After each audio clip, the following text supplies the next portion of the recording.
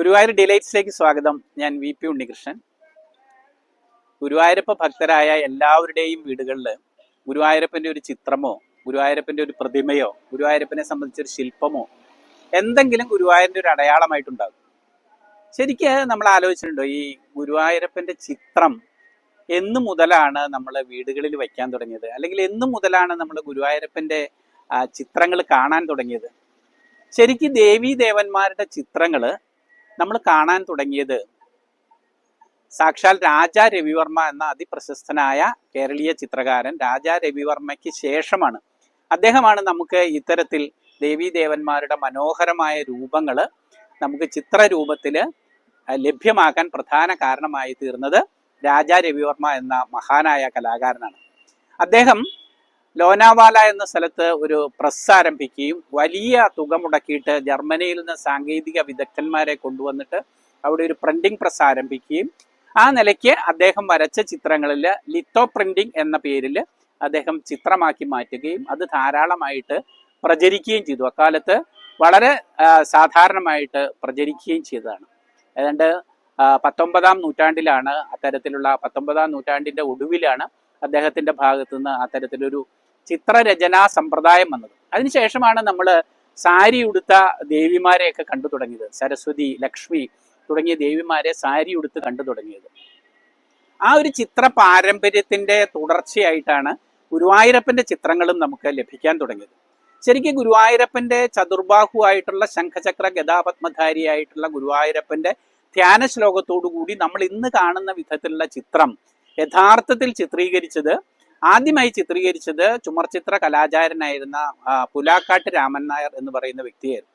ആ പുലാക്കാട്ട് രാമൻ നായരുടെ ശിഷ്യ പരമ്പരയാണ് ഗുരുവായൂർ ക്ഷേത്രത്തിൽ വെള്ളൂപ്പള്ളി കൃഷ്ണൻ നായർ എന്ന് കൃഷ്ണൻകുട്ടി നായർ എന്ന് നമ്മൾ അറിയപ്പെടുന്ന ചുമർചിത്ര ആചാരനായ കൃഷ്ണൻകുട്ടി നായരിലും, തുടർന്ന് ഗുരുവായൂർ ദേവസ്വം ആരംഭിച്ച ചുമർചിത്ര പഠന കേന്ദ്രത്തിലെ വിദ്യാർത്ഥികളിലൂടെ പകർന്നു വരുന്ന ഒരു ചിത്രരചനാ സമ്പ്രദായത്തിന് തുടക്കം കുറിച്ച ആചാര്യന്മാരിൽ ഒരാളായിരുന്നു പുലാക്കാട്ട് രാമൻ നായർ. അപ്പോൾ പുലാക്കാട്ട് രാമൻ നായരാണ് ഗുരുവായൂരപ്പൻ്റെ ചിത്രം ഇന്ന് കാണുന്ന രീതിയിലുള്ള ചിത്രത്തിന്റെ ആദ്യ രൂപം ചുമർ ചിത്ര ശൈലിയിൽ വരച്ചത്.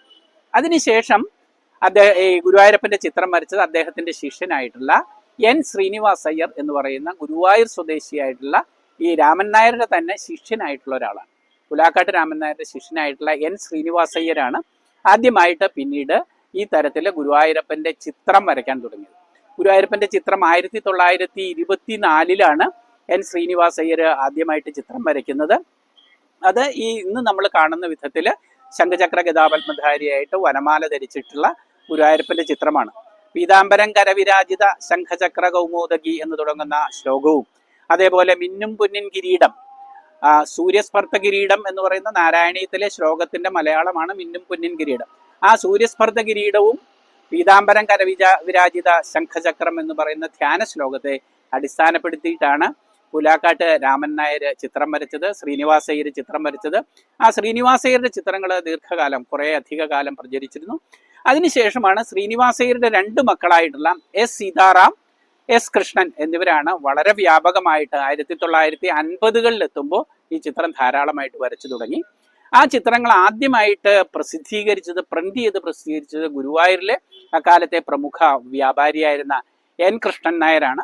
N കൃഷ്ണൻ നായർ എന്ന് പറയുന്നത് നടുവത്ത് കൃഷ്ണൻ നായർ എന്നറിയപ്പെടുന്ന ഗുരുവായൂർ കിഴക്കേ നടയിലെ ഫോട്ടോ മർച്ചന്റ് ആയിരുന്ന N കൃഷ്ണൻ നായരാണ് അത് ആദ്യം പ്രസിദ്ധീകരിച്ചത്. അതിനെ തുടർന്ന് N അയ്യപ്പൻ നായർ ഈ ചിത്രങ്ങൾ വ്യാപകമായിട്ട് പ്രിന്റ് ചെയ്ത് പ്രസിദ്ധീകരിക്കാൻ തുടങ്ങി. ഇതേ സമയം അതിമനോഹരമായ ഒരു ചിത്രം എറണാകുളം സ്വദേശിയായിട്ടുള്ള എറണാകുളം നായത്തോട്, അങ്കമാലിക്കടുത്ത് നായത്തോട് സ്വദേശിയായ PD നായർ എന്ന് പറയുന്ന ഒരു ചിത്രകാരൻ അതിമനോഹരമായ ചിത്രം അദ്ദേഹം വരയ്ക്കുകയും അത് എറണാകുളത്തെ ഗ്ലാസ് മർച്ചന്റ് ആയിട്ടുള്ള വേലായുധൻ പിള്ള എന്ന് പറയുന്ന എറണാകുളത്തെ ഗ്ലാസ് മർച്ചന്റ് അദ്ദേഹം അത് പ്രസിദ്ധീകരിക്കുകയും ചെയ്തു. പിന്നെ അതിനുശേഷമാണ് കന്യാകുമാരി ആർട്സ് എന്ന് പറയുന്ന ഒരു കന്യാകുമാരിയിൽ നിന്നുള്ള ഒരു ചിത്രകാര സംഘം, രാമയ്യ എന്ന് പറയുന്ന ആ ചിത്രകാരൻ വരച്ച ചിത്രം, ഇത്തരം ചിത്രങ്ങളൊക്കെ ധാരാളമായി വരികയും ഇത് കലണ്ടർ ചിത്രങ്ങളായിട്ട് മാറുകയും ചെയ്തു. അതാണ് അതിനകത്ത് ഏറ്റവും വലിയൊരു പ്രധാനമായ പ്രത്യേകത. ആ കാലത്ത് ഓരോ സാധനങ്ങളുടെ സോപ്പാകട്ടെ, ചീർപ്പാകട്ടെ, നമ്മുടെ വീട്ടിൽ ഉപയോഗിക്കുന്ന ഈവൻ മൂക്കിൽ പൊടി അടക്കമുള്ള സാധനങ്ങളുടെ പ്രചാരത്തിനായിട്ട് അന്ന് ഉപയോഗിച്ചിരുന്നത് ദേവീ ദേവന്മാരുടെ ചിത്രങ്ങളാണ്. ആ ദേവീദേവന്മാരുടെ ചിത്രങ്ങൾക്ക് അടിയിൽ ഇവരിത് പ്രസിദ്ധീകരിക്കുകയും ധാരാളമായിട്ട് ഇത്തരം കലണ്ടറുകൾ അക്കാലത്ത് 1950-കളിൽ വ്യാപകമാവുകയും ചെയ്തു. അത്തരം കലണ്ടറുകൾ വ്യാപകമായതോടുകൂടി ചായക്കടകളിൽ വരെ ഇത്തരം ദേവീദേവന്മാരുടെ ചിത്രങ്ങൾ പ്രത്യക്ഷപ്പെടുകയും ചിലരത് ഫ്രെയിം ചെയ്ത വീടുകളിൽ സൂക്ഷിക്കുകയും ഒക്കെ ചെയ്തു. അങ്ങനെയാണ് യഥാർത്ഥത്തിൽ നമ്മുടെയൊക്കെ വീടുകളിലേക്ക് ആദ്യമായിട്ട് ഗുരുവായൂരപ്പന്റെ ചിത്രം, ദേവീദേവന്മാരുടെ ചിത്രം എത്തുന്നത്. ഇതാണ് അതിന്റെ കാരണം. ഈ കലണ്ടർ ചിത്രങ്ങൾ ധാരാളമായിട്ട് ഏറ്റവും ആധുനിക സാങ്കേതിക വിദ്യയിൽ തയ്യാറാക്കുന്നതിന് വേണ്ടിയിട്ട് ശിവകാശിയിൽ ഇഷ്ടംപോലെ പ്രിന്റിംഗ് പ്രസ്സുകൾ വന്നതോടു കൂടിയിട്ട് വളരെ സാധാരണമായിട്ട് ഇത്തരം ചിത്രങ്ങൾ നമുക്ക് ലഭ്യമാകാൻ തുടങ്ങി. അല്ലെങ്കിൽ പഴയ കാലത്തൊക്കെ ചിത്രരചന എന്ന് പറയുന്നത് വളരെ വില കൂടിയ ഒരു ഏർപ്പാടായിരുന്നു. ചിത്രരചന എന്ന് പറയുന്നത് സമ്പന്ന ഗ്രഹങ്ങളിലും ആഢ്യഗ്രഹങ്ങളിലും രാജകൊട്ടാരങ്ങളിലും വലിയ മനകളിലും ഒക്കെ മാത്രം, അല്ലെങ്കിൽ ക്ഷേത്രങ്ങളിലൊക്കെ മാത്രം ഉണ്ടായിരുന്നതാണ്. അക്കാലത്ത് ചിത്രങ്ങൾ വരച്ചിരുന്നത് ചുവരുകളിലാണ്. ചുവരുകളിൽ ചുമർചിത്ര ശൈലി അനുസരിച്ചിട്ട് പാരമ്പര്യ നിറക്കൂട്ടുകൾ ഉപയോഗിച്ചിട്ട് ചിത്രം വരയ്ക്കും. അല്ലാതെ മറ്റു രീതിയിൽ ചിത്രം സൂക്ഷിച്ചു വെക്കാനോ ചിത്രം സംരക്ഷിക്കുന്നതിനോ ഒരു സാധ്യത അക്കാലത്ത് ഉണ്ടായിരുന്നില്ല. പിന്നീട് വലിയ സ്ഥലങ്ങളിലൊക്കെ ക്യാൻവാസിലേക്കൊക്കെ ചിത്രങ്ങൾ വരയ്ക്കാൻ തുടങ്ങിയത് രാജാ രവിവർമ്മയുടെ കാലത്താണ്. അപ്പൊ ക്യാൻവാസുകളിൽ ചിത്രം വരാൻ തുടങ്ങി. അന്നൊന്നും സാധാരണ ഒരു മനുഷ്യന് ഒരു ചിത്രം സൂക്ഷിക്കുക അല്ലെങ്കിൽ ചിത്രം കാണുക എന്നത് വളരെയധികം ബുദ്ധിമുട്ടായിരുന്ന കാലമായിരുന്നു. ആ കാലത്തേക്കാണ് ഈ പറയുന്ന ഞാൻ മുമ്പ് സൂചിപ്പിച്ച ശ്രീനിവാസ അയ്യര്, അദ്ദേഹത്തിന്റെ മക്കളായിട്ടുള്ള സീതാറാം, പിന്നെ S Sitaram, S Krishnan, P D Nair എന്നറിയപ്പെടുന്ന അങ്കമാലിക്കടുത്ത് നായത്തോട് സ്വദേശിയായ പി ഡി നായരുടെ ചിത്രങ്ങൾ ജീവൻ തുടിക്കുന്ന ചിത്രങ്ങളായിരുന്നു. അതിനൊരു ശില്പ ഭംഗിയുള്ള ചിത്രങ്ങളായിരുന്നു അദ്ദേഹത്തിന്റെ. വളരെയധികം അക്കാലത്ത് പഴയ സിനിമകളിലൊക്കെ നോക്കിയാൽ നമുക്ക് അത്തരം ചിത്രങ്ങൾ കാണാൻ കഴിയും. അപ്പൊ ഇത് ഈ ഒരു ഗുരുവായൂരപ്പന്റെ ഒരു ചിത്ര പുരാണം എന്ന് പറയുന്നത് വളരെ രസകരമാണ് ആലോചിച്ചാൽ. കാരണം എന്താന്ന് വെച്ചാൽ നമുക്ക് നമ്മുടെ മനസ്സിൽ ഇന്ന് കാണുന്ന ഗുരുവായൂരപ്പന്റെ രൂപം നമ്മളിലേക്ക് എത്തിച്ചത് സത്യം പറഞ്ഞാൽ ഇത്തരത്തിലുള്ള ചിത്രകാരന്മാരാണ്.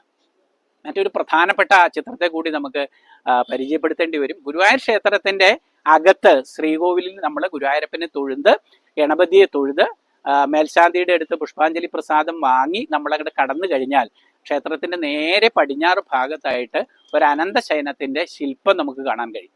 അനന്തശയനം എന്ന് പറഞ്ഞാൽ വൈകുണ്ഠനാഥനായിട്ടുള്ള പന്നകേന്ദ്ര ശയനായിട്ടുള്ള പിന്നെ ഗുരുവായൂരപ്പന്റെ അല്ലെങ്കിൽ മഹാവിഷ്ണുവിന്റെ ശില്പം നമുക്ക് അവിടെ കാണാൻ കഴിയും. ശരിക്കും അവിടെ ശില്പമായിരുന്നില്ല ഉണ്ടായിരുന്നത്, അവിടെ വലിയൊരു ചുമർചിത്രമായിരുന്നു. ഗുരുവായൂർ അമ്പലം ശ്രീവൈകുണ്ഠം എന്ന പാട്ടിനെ അനുസ്മരിക്കുന്ന വിധത്തിൽ ഗുരുവായൂര് വൈകുണ്ഠമാണ് എന്ന് നമ്മൾ സാധാരണ പറയും. ഗുരുവായൂരിന് ഭൂമിയിലെ വൈകുണ്ഠം, ഭൂലോക വൈകുണ്ഠം എന്നുകൂടി ഒരു പേരുണ്ട്. ആ വൈകുണ്ഠത്തില് ഈ പിന്നെ അനന്തശായിയായി വിരാജിക്കുന്ന മഹാവിഷ്ണുവിനെയും അവിടെ എത്തുന്ന ശ്രീകൃഷ്ണാർജുനന്മാരെയും അവിടെ എത്തുന്ന സനകാദി മുനികളെയും അത്തരത്തിലുള്ള വളരെ വിശാലാർത്ഥത്തിൽ ഭൂമിദേവിയെയും ലക്ഷ്മി ദേവിയെയും ഒക്കെ ചിത്രീകരിച്ചുകൊണ്ടുള്ള ആ വൈകുണ്ഠത്തിൻ്റെതായിട്ടുള്ള ആ ഒരു ചിത്രമായിരുന്നു അവിടെ ഉണ്ടായിരുന്നു. 1970 ഗുരുവായൂർ ക്ഷേത്രം അഗ്നിക്കിരയാകുകയും ഗുരുവായൂർ ക്ഷേത്രത്തിൽ വലിയ അഗ്നിബാധ ഉണ്ടാകുകയും ചെയ്തപ്പോൾ ആ ചിത്രം നശിച്ചുപോയി. അങ്ങനെ നശിച്ചുപോയ ആ ചിത്രത്തിന്റെ സ്ഥാനത്ത് പിന്നീട് ക്ഷേത്ര പുനരുദ്ധാരണ സമയത്ത്, പുനർനിർമ്മാണ സമയത്ത് തമിഴ്നാട് സ്വദേശിയായ ബാലയ്യ എന്ന് പറയുന്ന ഒരു ശില്പിയാണ് അതിമനോഹരമായിട്ട് ആ വൈകുണ്ഠ സന്ദർഭം അവിടെ പിന്നെ കരിങ്കല്ലിൽ രചിച്ചു വെച്ചിട്ടുള്ളത്. പഴയ ചില ചിത്രങ്ങൾ ഈ വൈകുണ്ഠനാഥന്റെ അല്ലെങ്കിൽ ഗുരുവായൂർ ശ്രീ വൈകുണ്ഠം എന്ന ചിത്രങ്ങൾ ശ്രീനിവാസ അയ്യർ വരച്ചിട്ടുള്ള പഴയ ചില ചിത്രങ്ങൾ ഇന്നും ചില പഴയ വീടുകളിലൊക്കെ കാണാം. നമുക്ക് പഴയ സിനിമകൾ നോക്കിയാൽ കാണാം ഗുരുവായൂരപ്പന്റെ പഴയ ചിത്രങ്ങൾ, ഈ വൈകുണ്ഠത്തിന്റെ പഴയ ചിത്രങ്ങളൊക്കെ പഴയ സിനിമകളിൽ കാണാം. അപ്പോൾ ഗുരുവായൂർ ക്ഷേത്രത്തിലെ ഗുരുവായൂരപ്പന്റെ ചിത്രം എങ്ങനെ നമ്മുടെ മനസ്സിലേക്ക് എത്തി എന്നതിൻ്റെ ഒരു ലഘു രൂപമാണ് ഇവിടെ അവതരിപ്പിച്ചത്.